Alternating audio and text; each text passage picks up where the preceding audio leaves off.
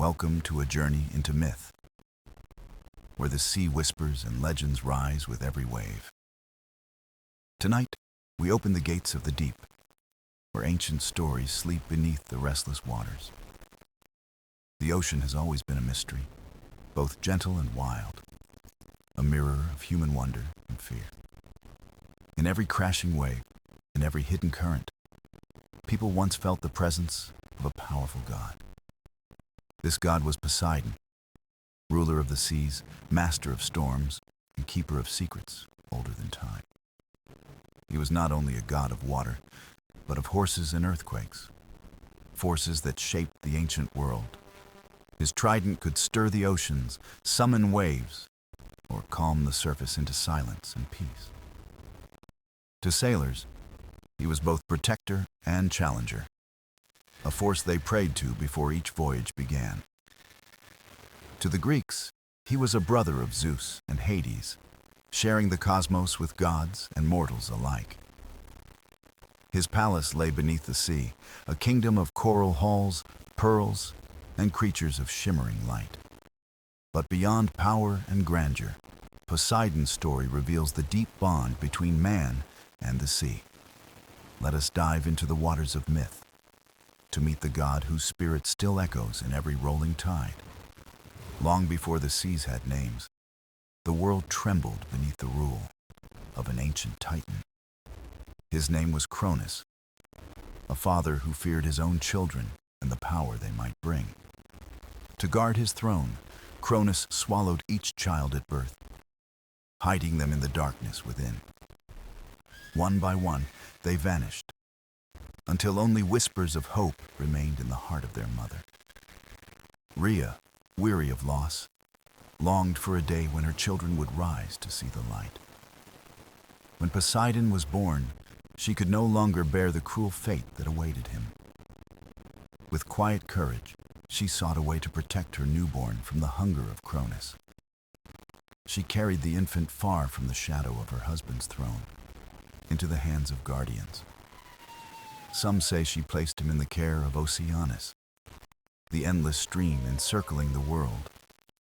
Others speak of sea nymphs, gentle spirits of water, who cradled the child in secret caves. There, beneath waves and foam, Poseidon grew, far from the reach of his father's grasp. The ocean rocked him to sleep, the tides singing lullabies no mortal ear had ever heard. His cries mingled with the roar of waves, as if the sea itself recognized its future master. The boy of water learned not fear, but wonder, watching creatures glide through the deep. While Cronus ruled above, unaware of the life hidden below, destiny quietly unfolded. Poseidon's eyes mirrored the blue of the sea, reflecting calm yet hinting at storms to come. He grew in strength, nourished by salt and spray, shaped by currents that never rested. Each ripple, each tide was a teacher, whispering secrets of power and patience alike. He learned that the sea could cradle ships, but also swallow them without warning. He learned that calm waters could turn to storms, and storms could give way to peace. As he listened, Poseidon discovered his spirit was bound to the ocean forevermore. No chains of fear, no shadow of Cronus, could silence the call that echoed in his heart. And though he was still a child, the waves bowed before him, recognizing their kin. The dolphins swam close, playful companions who leapt beside him in silver arcs. The horses of foam, wild spirits born of surf, galloped across waves in his presence. In hidden places, the young god dreamed of a time when he would no longer hide. The sea cradled him in patience, waiting for the moment when fate would summon him. For destiny is never rushed, but carved like rivers through stone, steady and sure. And so Poseidon remained, a secret child of the deep, unseen but never forgotten. His mother's courage kept him safe, and the ocean's love gave him strength to endure. Above, Cronus continued his reign, blind to the forces gathering against him. But the seeds of change had already taken root in the hearts of those he had wronged. One day the hidden children would rise, each carrying the power of the cosmos. Zeus, Hades, and Poseidon. Three brothers destined to shatter the old order of fear. But for now, Poseidon belonged to the sea, and the sea belonged to him in return. He was the child of waves, the dreamer of tides, the promise of storms yet to come. Though the world above remained unaware, the ocean knew its king was waiting. And in the silence beneath, a future god grew strong, carried by the eternal sea. This was the birth of Poseidon, not in a palace of light, but in the cradle of waves. A beginning that would shape not only his destiny, but the destiny of gods and men. When the children of Cronus came of age, whispers of change stirred through the world of gods and men. Hidden no longer, the sons and daughters of Rhea stepped into the light with purpose in their eyes. Zeus, youngest and boldest, rose with thunder in his voice and a plan to end his father's reign. Beside him stood his brothers, Poseidon of the sea and Hades of the underworld, bound by fate. Together they carried the weight of a new dawn, one that would decide the order of the cosmos.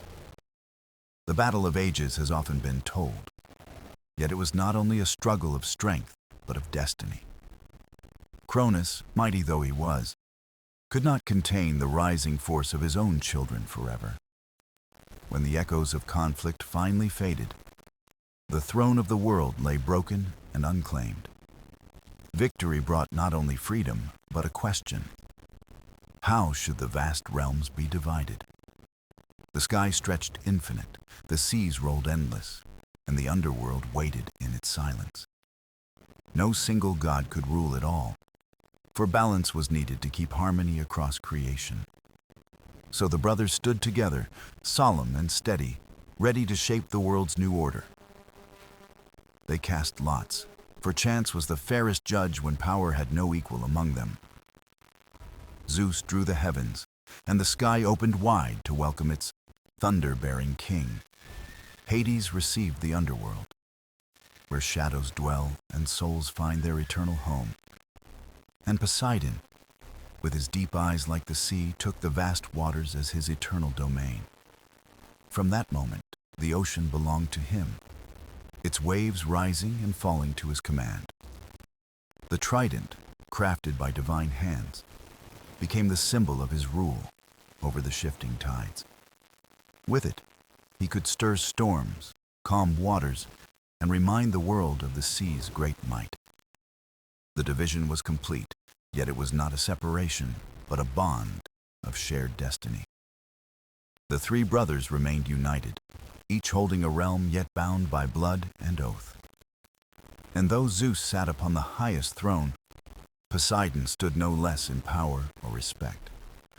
The sea was life itself, a pathway of trade, a source of food, and a mystery without end. Mortals looked to Poseidon with awe, knowing the sea gave both blessings and trials. His voice was the crash of waves on stone, his temper the sudden storm that rose unbidden. But his heart carried the wisdom of patience, shaped by the tides that ebb and flow. He was not only a ruler, but a guardian, a keeper of balance between land and ocean. The world now had order, yet within that order lay the endless dance of change. The gods had claimed their realms, but the realms too shaped the gods in return. Poseidon, once a hidden child of the sea, now stood as its eternal master and king.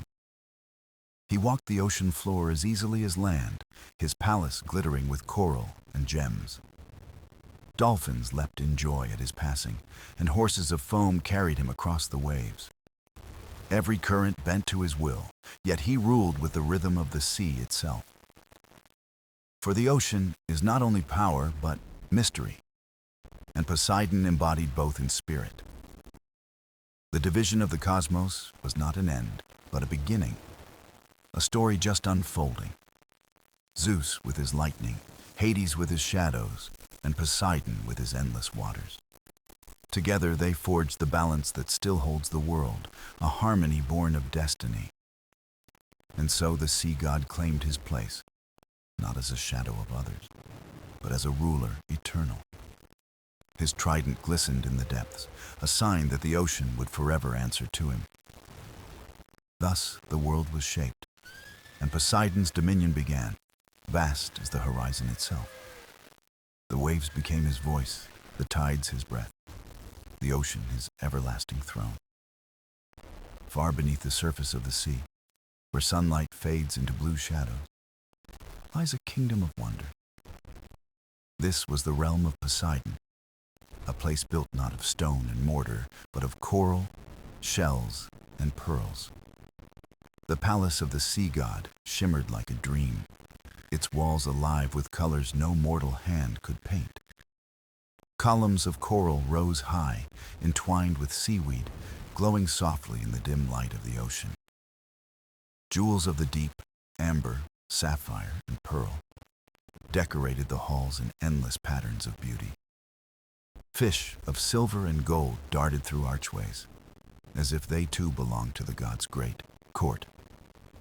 The roof of the palace was no ceiling at all, but the ocean itself, vast, alive, and eternal. Every wave that touched the shore above echoed in these halls, a heartbeat of the sea. Here Poseidon reigned, seated upon a throne carved from shells older than time. In his hand he held the trident, a gift from the Cyclopes, shining with the power of the tides. It was not only a weapon, but a symbol, the mark of dominion over the restless ocean. With a single strike, he could call forth springs or split rock to release new rivers.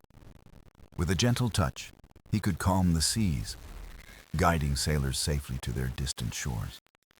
His presence filled the palace, both calm and commanding, as steady as the tide itself. Around him gathered sea nymphs, daughters of the ocean, who sang songs to honor their king. Dolphins leapt joyfully through the waters of his court, messengers and companions alike. Creatures of the deep, from gentle turtles to mighty whales, came to bow before his throne. All knew him not only as ruler, but as guardian, protector of the life carried in the waves. The palace was more than a seat of power. It was a reflection of the sea's vast nature. Like the ocean, it was both serene and unpredictable, holding beauty and mystery together. Here, Poseidon walked in silence, his steps echoing across marble floors of polished pearl. He listened to the songs of currents, voices that spoke of distant lands and hidden depths. Every tide brought news, every wave a message, and he understood them as clearly as speech. The seas were his eyes and ears, stretching to every coast, touching every land in secret. Mortals never saw this palace, but they felt its presence in every tide that kissed the shore. The gifts of fish, the path of ships, the rhythm of storms, all were born of this hidden realm. When sailors poured wine into the sea, it was here their offerings drifted, reaching the god's hall. When prayers were whispered before voyages, Poseidon heard them in the silence of his throne. And when storms broke suddenly, mortals knew the god had stirred from his deep palace. The trident rested by his side, a promise of balance, never far from his hand or will. To look upon Poseidon in his hall was to see the sea itself given form and voice. His eyes shone like shifting waters, sometimes calm, sometimes fierce with stormlight. His beard flowed like sea foam, white and endless, rising with the currents around him. The crown upon his brow glimmered faintly, woven of shells and corals shaped by the waves. But it was his presence, not his ornaments, that marked him as master of the sea. He did not need armies or banners, for the ocean itself rose and fell at his command. Each shell, each fish, each ripple belonged to him, bound by the endless breath of tides. And yet, he ruled not through fear, but through the natural awe the sea inspires in all who know it. For who can stand before the ocean and not feel both small and protected at once? Poseidon understood this truth and carried it within him as surely as the sea carried him. His palace remained hidden, unreachable to mortals, a place of myth and eternal wonder. But through stories and the sound of waves, people believed, and that belief gave him power. For as long as seas rolled and tides shifted, Poseidon's realm would endure, unseen but eternal. Thus the god of the sea reigned, not from Olympus, but from the endless heart of the ocean. The sea was Poseidon's greatest realm, but his power reached far beyond the waves alone. He was not only the ruler of water, but the master of forces that touched land and sky alike. When the earth trembled and mountains shook, mortals whispered his name in awe and fear. For he was the earth shaker, the god who could stir the ground with a strike of his trident. Cities built near the coast or upon fragile stone prayed that his anger would remain asleep. Yet the quakes were not only wrath, they were reminders of his presence deep within the world. Just as the ocean could rise and fall, the land itself echoed the will of Poseidon's spirit. He was bound not only to water, but to the very bones of the earth, ancient and unyielding. To farmers and builders, he was both a danger and a guardian, shaping the land they lived upon. His influence did not end there, for in his heart was the secret of the horse. It is said that Poseidon created the first horse, born from the foam of the restless sea. The creature galloped across the shore, its mane flowing like waves, swift as the wind itself. From this moment, horses became sacred to him, symbols of freedom, power, and grace. Chariots pulled by immortal horses carried Poseidon across land and sea with equal ease.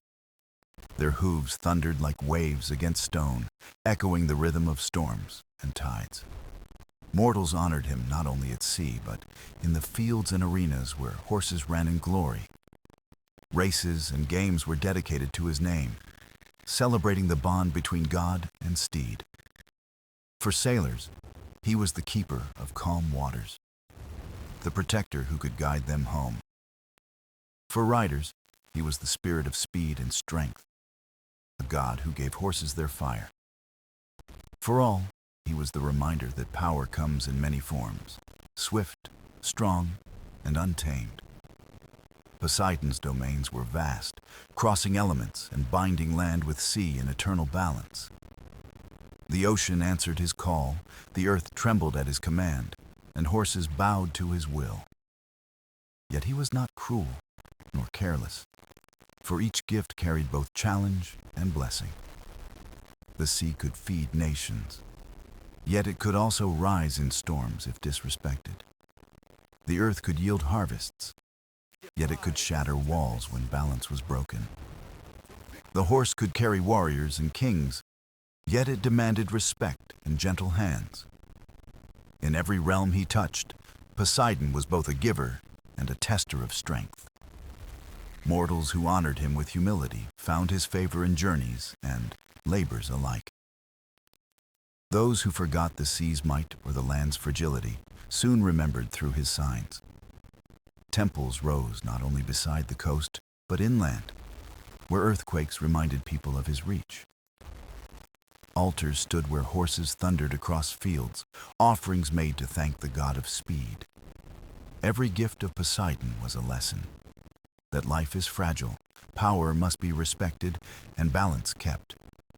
His voice was not always thunder or storm. Sometimes it was the quiet lapping of waves. Sometimes it was the steady gallop of hooves, or the hush before the ground began to move.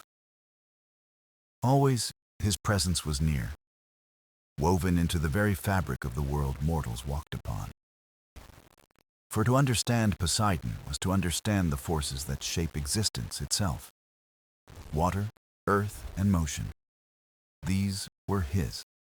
and through them he touched every life. Though Zeus held the skies and Hades the shadows, Poseidon's domain was never limited. It spread across sea and shore, land and animal, reaching wherever nature's rhythm endured. To sailors he was the wave, to farmers the earth, to riders the horse, to all the god of power. His trident was not only a weapon, but a sign of mastery over realms seen and unseen. Thus the god of the sea was never bound to one title, for his strength crossed all boundaries, and in every whisper of waves, in every rumble of ground, in every gallop of hooves, he lived. The sea held many treasures, but none as enchanting as the nymphs who lived within its depths. They were the daughters of the waves, radiant spirits born from foam and starlight. Among them were the Nereids, 50 maidens of beauty, grace, and endless devotion to the sea. They swam in shimmering schools, guiding sailors, calming waters, or singing soft songs at night. To mortals, they were protectors, bringing peace when storms threatened fragile wooden ships. To Poseidon, they were companions, the heartbeat of his watery kingdom, loyal and eternal. Each had her own gift, some with voices sweeter than harps, others with wisdom older than tides. They danced in coral halls, weaving light through pearls and shells, crafting wonders unseen by men. Fishermen told tales of glimpsing them, their laughter like silver ringing across the waves. It was said that those blessed by a Nereid's smile never sank, no matter how wild the sea became. But among the sea maidens was one who held Poseidon's heart more closely than the rest. Her name was Amphitrite, daughter of the sea's might, graceful as a moonlit wave.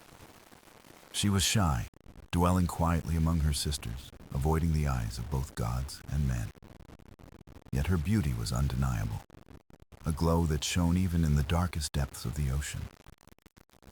When Poseidon first saw her, his spirit stirred like a storm, a longing unlike any before. He wished for her to stand beside him, not as a subject, but as a queen of the sea. At first, Amphitrite fled, retreating to distant waters, for she feared the god's great power. She hid in the far-off reaches of the ocean, where the waves met the edge of the world. But Poseidon's heart remained steadfast, not driven by conquest, but by desire for true harmony. He sent messengers to seek her, dolphins who swam tirelessly across the endless waves. The dolphins carried his plea, not as command, but as song, gentle and patient. They spoke of his devotion, his wish to share the throne in the sea's eternal dance. Moved by their loyalty and Poseidon's persistence, Amphitrite's heart began to soften. She returned, carried on the back of dolphins, a vision of grace against the rolling waves. When she arrived, Poseidon welcomed her with reverence, placing her upon a throne of coral. There he crowned her his queen, Amphitrite, the goddess who would rule at his side. Together they became the heart of the ocean, a balance of strength and serenity. Poseidon, fierce and mighty, Amphitrite, calm and gentle. The sea itself reflected their union. Their marriage was celebrated by nymphs, sea creatures, and even the gods above Olympus. Songs rose from the waters, carrying joy across the shores and into the hearts of men. From their union came children, beings of the sea, each carrying fragments of their power. One of their sons was Triton, half man and half fish, herald of the deep. Triton carried a conch shell whose sound could calm the waves or summon tempests. He became Poseidon's voice upon the waters, a guardian and messenger of the sea's will. Together, this family formed the royal household beneath the waves, glowing in eternal majesty. But even in love and family, Poseidon's story did not lose its wild, unpredictable tides. for he was a god of storms, his nature as restless as the waves he commanded. Yet Amphitrite balanced him, reminding him of peace, guiding him back from fury to calm. Through her, the sea became not only a force of power, but also a cradle of life. Sailors prayed not only to Poseidon, but to Amphitrite, asking her to ease his storms. Her name was whispered in lullabies sung by mothers, hoping her gentleness guarded the seas. For every ship that crossed the waters, her spirit was there, softening the edge of Poseidon's might. Theirs was not just a marriage of power, but of balance, shaping how mortals viewed the sea. For the ocean was not only wild and untamed, it was also nurturing, vast, and eternal. Through Poseidon and Amphitrite, the Greeks understood the dual heart of the waters they sailed. And so the kingdom of the sea thrived, ruled by both the thunder of waves and the calm of tides. Long ago, the world was still young, and the gods were shaping the destiny of mortals and land. The three brothers, Zeus, Poseidon, and Hades, ruled their realms with pride and authority. Yet harmony among them was not always certain, for even divine power could stir rivalry. The earth was vast, the sea was deep, and the sky stretched endlessly over all creation. Each god claimed his throne, yet the boundaries of their rule sometimes blurred and shifted. Among these, Poseidon often felt his domain was both mighty and underestimated. For though the sea covered most of the earth, mortals looked upward more often than below. Zeus ruled the heavens, and mortals prayed to him with thunder in their voices. Hades ruled the underworld, and mortals feared him with trembling hearts at the edge of death. Poseidon ruled the sea, yet many mortals saw only danger in its waves and mystery in its depths. This stirred a longing within him, a desire to prove that his might equaled his brother's rule. One tale tells of the time when the gods sought to claim cities as their sacred homes. Athens, a land of wisdom and promise, became the stage for Poseidon's great ambition. He wished to make the city his, a shining place where mortals would honor him above all. But he was not the only god who cast his eyes upon Athens with a heart full of desire. Athena, goddess of wisdom and war, also wished for the city to bear her name forever. The people of Athens stood between two mighty gods, each offering gifts of power and wonder. Poseidon rose proudly, striking his trident upon the earth before the gathered mortals. At once, a spring of salt water burst forth, sparkling and endless, flowing from the rock. It was a gift of the sea, a reminder of his might and the vastness of his watery domain. He promised the Athenians ships, trade, and mastery of the waves if they chose him as patron. His voice boomed like thunder, declaring that wealth and strength would flow from the ocean. But Athena stepped forward with grace, her eyes calm and wise as she raised her hand. She planted a seed into the soil, and from it grew an olive tree, tall and full of fruit. Her gift was peace, nourishment, and wisdom, a symbol of prosperity and endurance.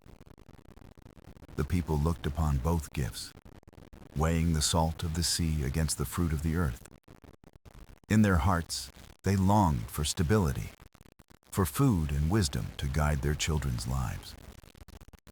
And so they chose Athena, crowning her as the patron of the city that bore her name. Poseidon's gift was mighty, but the Athenians feared the sea's fury more than they desired it. The olive tree promised safety, a future rooted in peace rather than storms and floods. Poseidon's heart rumbled like a wave against stone, yet he did not unleash his full wrath. For though disappointed, he understood that mortals often turn to calm rather than power. Still, he marked the land with his spring, a reminder of the day he offered his divine gift. To this day, the Parthenon stands not only for Athena, but also whispers of Poseidon's claim. His trident's mark is said to remain upon the rock, proof of his challenge and his pride. Though Athens chose Athena, Poseidon did not fade, for sailors still called upon his name. Every ship leaving the harbor prayed for his favor, asking him to guide them to distant shores. Every fisherman cast his nets with hope, trusting Poseidon to bless the waters with abundance. Though the city was not his, the sea around it remained his eternal domain. Thus the rivalry between Poseidon and Athena became a tale told across generations. It was not only a story of loss, but of balance between wisdom and strength. For mortals learned that power could shake the earth, but wisdom could plant roots to endure. Poseidon's pride endured, but so too did his presence, shaping Athens through the sea beyond. And in the waves that lapped against the Athenian shores, his voice was always near. For even when the city bore Athena's name, it could never forget the god of the sea. Poseidon's might was not limited to contests of gods or quarrels over mortal cities. His presence was woven into the journeys of heroes whose fates touched both land and sea. Among them was Odysseus, the cunning king of Ithaca, famed for his wisdom and restless spirit. Odysseus had fought in the Trojan War, a battle that lasted 10 long years beneath the walls of Troy. When the war ended, he longed to return home, but the sea held challenges he could not foresee. For though Odysseus was clever, he was also bold, and his boldness would bring Poseidon's eye. The tale begins when Odysseus and his men landed on an island unlike any they had seen before. There lived the Cyclopes, giants with a single eye, untamed and fierce, children of the god of the sea. One of these was Polyphemus, a giant shepherd whose cave Odysseus and his men entered. At first, they sought shelter, but their presence stirred danger within the monster's dwelling. Odysseus, with his cunning, devised a plan, and through trickery, he escaped the wrath of the Cyclops. But in his pride, he revealed his name as he fled, calling across the waves to boast of his triumph. That moment sealed his fate, for Polyphemus was the son of Poseidon, the mighty earth-shaker. The Cyclops lifted his voice in prayer, calling upon his father to punish the clever mortal. He begged Poseidon to keep Odysseus from home, or if he must return, to do so in sorrow. The god of the sea heard his son's cry, and from that day, Odysseus became his target. Waves rose higher, storms gathered suddenly, and each voyage brought new perils. The sea itself seemed to resist him, a force working endlessly to delay his return. Poseidon's anger was not blind fury. It was the power of a father avenging his child. Yet in this, he revealed the dual nature of his spirit, both personal and vast as the sea. To Odysseus, Poseidon became the ultimate obstacle, a divine will that tested every skill he had. The journey stretched for years as the sailor wandered from one strange shore to another. He faced sirens whose songs lured men to ruin, monsters that rose from the depths, and storms unending. Each time he thought he was near home, the waves would turn him back once more. Sailors whispered that it was Poseidon's trident stirring the waters, guiding fate against him. And yet, through this endless struggle, Odysseus grew, learning patience and endurance. His tale showed mortals that even a hero's cleverness could not always outwit a god's hand. For in every gust of wind, in every towering wave, Poseidon reminded men of humility. But the god's will was not eternal punishment. It was a trial of balance and strength. Though he stood against Odysseus, he also shaped him into the legend remembered forever. And so, Poseidon's role in the Odyssey became one of divine testing, not simple malice. The sea was not cruel for cruelty's sake, but vast and powerful, demanding respect. Every storm Odysseus faced was a lesson in endurance, courage, and the fragility of human pride. For the ocean does not bend to man's will, no matter how clever or strong he may be. Even kings must bow to its rhythm, learning that life itself is a voyage through unknown tides. Odysseus, though delayed, never lost sight of home, carrying his hope through endless trials. And in time, when fate allowed, he reached Ithaca, worn but wiser, scarred but victorious. The journey left him humbled, a man who had seen the depths of both sea and self. Poseidon's hand had shaped his path, as surely as waves shape the rocks along a shore. Through Odysseus, mortals saw that no journey was without trials, and no trial without meaning. The sea god's power was not only in storms, but in the lessons hidden within their roar. And so the story of Odysseus remains forever tied to Poseidon, the god of the restless sea. The sea god's power did not end with heroes who sailed across distant waves. It reached into the lives of mortals who lived close to the shore and prayed for calm seas. Among these tales was that of the city of Atlantis, a place said to be born from divine favor. Legends whispered that Poseidon himself shaped the island, raising it from the depths of the sea. He chose a mortal woman named Cleito and built her a home upon a hill surrounded by rings of water. To protect her, he encircled the land with walls and moats, shimmering with the gift of his power. Together, they had sons, and from them grew the royal line that ruled over Atlantis. The city flourished, rich in culture, knowledge, and treasures that gleamed beneath the sun. Temples were built to honor the god of the sea, their spires rising proudly toward the heavens. Atlanteans offered prayers and sacrifices, asking Poseidon for guidance, safety, and wisdom. For a time, harmony reigned, and the island became a beacon of wonder to the ancient world. Ships sailed to its harbors, carrying goods and tales of its greatness to faraway lands. Yet, as the years passed, the Atlanteans grew proud, and pride slowly clouded their devotion. They began to value wealth more than reverence, forgetting the god who raised them high. Temples stood, but prayers grew shallow as hearts turned to conquest and greed. Poseidon, though vast and eternal, felt the change, like a shift in the tide that cannot be ignored. The sea god watched as Atlantis reached far beyond its shores, seeking to dominate neighbors. Its rulers dreamed of empires, their ambition greater than their gratitude to the divine. And so, the harmony that once blessed the island began to waver like a fragile wave. Poseidon, in his wisdom, understood balance must be restored, as it always must in the world. The ocean does not allow an endless rise without fall, for every tide must return to the sea. Though Atlantis was mighty, it was still mortal, and mortal pride must one day meet its limit. The myths tell of storms that rose without warning, winds that tore through palaces and harbors. Some say the ground itself trembled, as if Poseidon struck the earth with his trident.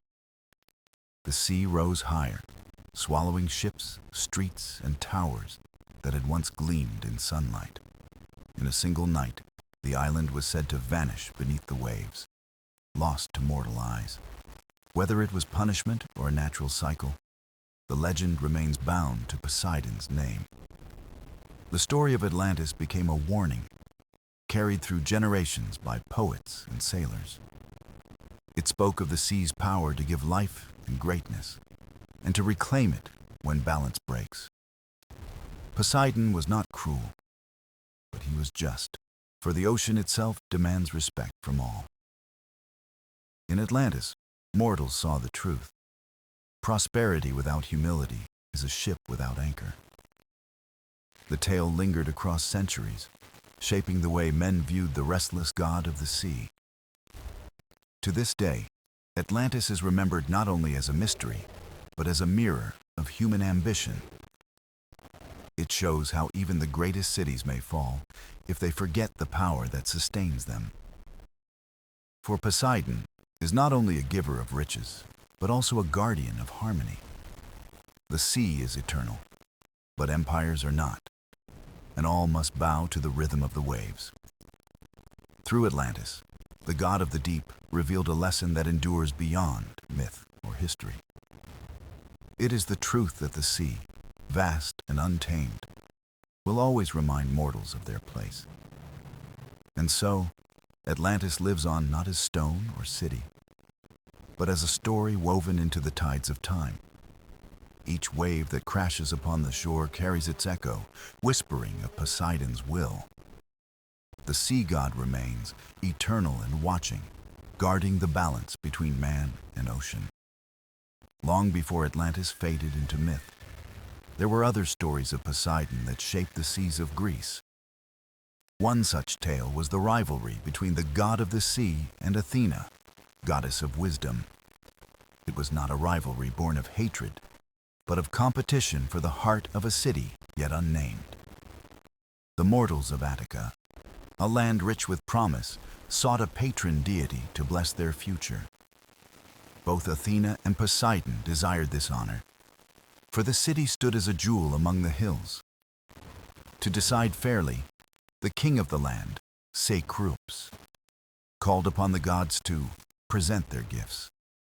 The gift that best served humanity would determine who would be the protector of the city. Poseidon, proud and mighty, was the first to step forward before the gathered mortals. With a strike of his trident, he split the earth, and from the crack sprang a rushing spring. Water gushed forth, shimmering beneath the sun, a marvel of divine creation. The people gasped in wonder, seeing the might of the sea god made real upon their soil. Yet when they tasted the water, it was salty, like the waves of the ocean itself. It was powerful and vast, but not fit to drink or nurture the fields of farmers. Next came Athena, calm and wise, carrying in her hand a small but humble branch. She placed it gently in the earth, and from it grew the first olive tree. Its leaves shone silver in the light, and its fruit promised food, oil, and endless utility. The people murmured in awe, for her gift was not only beautiful, but practical. From it came nourishment, shade, and trade, blessings for generations to come. Sea Crops and his people saw the wisdom in Athena's offering, a gift that ensured prosperity. They chose her as the patron deity, and the city took her name, Athens. Poseidon, though disappointed, did not unleash his full wrath upon the mortals. Instead, he accepted the decision, though his pride was wounded by the choice. Some say he sent waves to crash upon the shores, a reminder of his lingering power. Others tell that he withdrew to the sea, vowing that Athens would always feel his presence nearby. For though Athena had won, the influence of the sea could never be denied in their lives. Athens rose in wisdom, philosophy, and art. Yet it remained a city bound to the ocean. Its ships sailed across the Aegean, its navy grew mighty, and the waves carried its legacy. Thus, even in defeat, Poseidon's essence shaped the city as surely as Athena's olive tree. The rivalry between the two gods became a lesson carried through time. It showed mortals that gifts are not only measured by grandeur, but by lasting value. Poseidon's spring was a wonder, fierce and striking, but Athena's tree endured through ages. The story reveals the balance between power and wisdom, spectacle and sustenance. And in this tale, Poseidon is not merely a god of storms, but a symbol of majesty and pride. Though he lost the contest, he remained a vital force in the life of Greece. His waves still roared against the cliffs of Attica, shaping the land as time passed. His trident still commanded respect, even in the city that bore Athena's name. And so the rivalry between sea and wisdom became woven into the identity of Athens.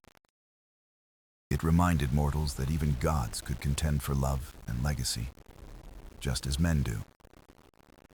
Through this story, Poseidon's presence remained not only in the sea, but in the heart of Greece. For every olive tree that grew upon the hills, there was the sea's whisper beyond the shore. The city may have belonged to Athena, but the waves were forever Poseidon's domain. The sea god's story was not only one of rivalry or wrath, but also of love that bound him to mortals. Among the most famous was his union with Amphitrite, a graceful sea nymph of the Nereids. At first, she fled from him, shy and unwilling to share her life with the mighty god of the sea. She sought refuge in the depths, hiding among her sisters far from Poseidon's searching gaze. But the sea god's heart was steadfast, and he sent messengers to speak of his devotion to her.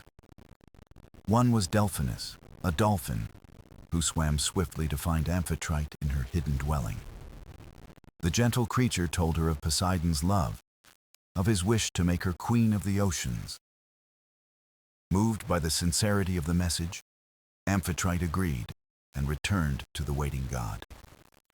Their union was celebrated with joy, and Delphinus was honored with a place among the stars.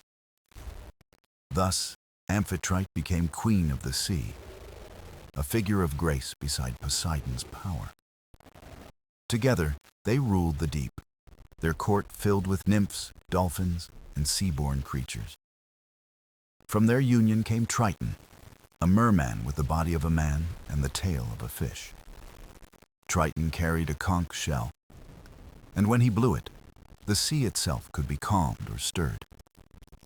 He was the herald of Poseidon, guiding sailors and carrying the will of his father across the waves. Through Amphitrite and Triton, Poseidon's dominion seemed not only mighty, but harmonious. His court reflected the majesty of the ocean, both serene and terrifying in its endless depths. Yet Poseidon's heart was vast, and he was also tied to mortals through other tales of love. He fathered many children, some with goddesses, others with mortal women of the earth. These unions gave rise to heroes and kings, figures who carried the sea god's strength within them. Among his children was Theseus, the great hero of Athens, whose life was guided by destiny. Theseus grew strong, and many said it was because Poseidon's blood ran through his veins. He became a champion for the people, protector of Athens, and slayer of great beasts. Though he was mortal, his feats seemed touched by divine power, echoing his father's might. Through such children, Poseidon's legacy extended beyond the waves into the hearts of men. The sea god's nature was not only destruction, but creation, of life, lineage, and legend. Each tale of his love revealed the human side of the divine, for even gods yearned for bonds. Amphitrite remained his queen, steadfast and regal, beside him in the courts of the sea. But his other unions scattered his presence across the world in kings, heroes, and dynasties. Mortals prayed to him not only for safe voyages, but for favor in their lives and families. For in Poseidon's gaze, there was both the power of the storm and the tenderness of the tide. He was a god who could crash against rocks in fury, but also cradle a ship in calm waters. Through Amphitrite, Triton, and his mortal children, Poseidon's story became deeply human. It reminded mortals that the gods, though eternal, were not beyond love, loss, and legacy. The sea god's domain was vast, yet even in its immensity, there was space for intimacy. And so the tales of Poseidon's loves live on, carried like whispers and seashells along the shore. They tell us that the ocean is not only a force to fear, but also a source of life and connection. For every crashing wave hides a gentler rhythm, and every storm subsides into calm again.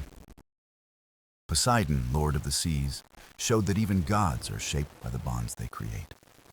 And in his loves, as in his storms, the essence of the ocean is revealed, endless, eternal, alive.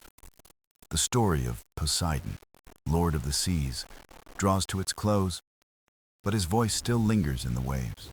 His trident rests in memory, a symbol of storms, of earthquakes, and of the vast strength of the ocean. We have walked with him through temples, through myths, through love, rivalry, and the shaping of lands. We have seen him roar with fury, and we have seen him tender, guiding heroes and blessing families. Poseidon's tale is not just one of power, but of balance, for the sea itself teaches this truth. The ocean can be calm as glass at dawn, or wild with storms that shake even the bravest hearts. So too was Poseidon, a god who embodied both the serenity and the ferocity of the natural world. He was feared, but also beloved, for sailors knew that his favor could save them in darkest waters. Kings prayed for his blessing, hoping their cities would prosper under his unseen but mighty gaze. Fishermen called to him, offering tokens in exchange for bountiful catches from the deep. Every soul who lived by the sea, in some way, was connected to Poseidon, god of the depths. In myths, he clashed with Athena. Yet in those clashes, the world gained wonders that endure.